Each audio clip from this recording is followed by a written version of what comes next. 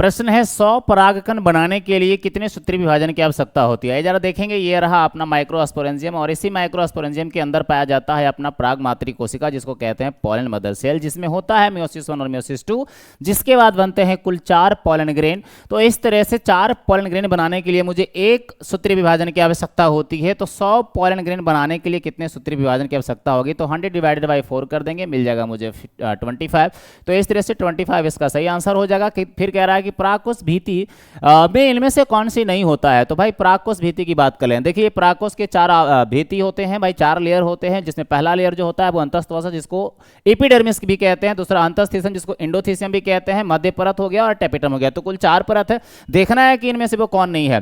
तो भाई endothecium already वहां पर जो है यहाँ भी है, मध्य परत भी है और टेपिटम भी है, कौन नहीं है तो वो इंटुगमेंट। तो integument is the right answer of this question. चलिए आगे बढ़ते हैं अगले प्रश्न की ओर। कह रहा है कि अब तक ज्ञात सबसे कठोर प्रतिरोधक जैव पदार्थ कौन है। तो सबसे कठोर प्रतिरोधक जैव पदार्थ के लिए एक बार फिर से वापस आएंगे। उसमें यहां पर आपने जो टेपिटम देखा है, टेपिटम एक कण स्रावित करता है जिसका नाम है यूविस कण, और ये यूविस कण जो स्रावित होता है उसी में पाया जाता है एक जैव पदार्थ जिसका नाम है स्पोरोपोलेनिन, और ये दुनिया का सबसे कठोर प्रतिरोधक जैव पदार्थ है जिसका पाचन करने वाला एंजाइम अभी तक नहीं खोजा गया है। तो स्पोरोपोलेनिन जो है इसका राइट आंसर हो जाएगा। और ये मिलता कहां है, तो पोलन ग्रेन के बाहरी आवरण पर, परागकण के बाहरी आवरण पर बच्चा जी, जिसको हम लोग कहते हैं एक्जाइन, और यही जो है इसके ऊपर पाया जाता है और पोलन ग्रेन को सुरक्षा प्रदान करता है। तो यदि आप कर रहे हैं क्लास 12th की तैयारी और आपका है फैकल्टी बायो, तो जुड़िए हमारे जैव जागृति बैच से, जहां मैं आपको पूरा ऑब्जेक्टिव सब्जेक्टिव PYQ से लेकर के हर चीजें आपको पूरी तरह से एक्सप्लेनेशन के साथ देने वाला हूं।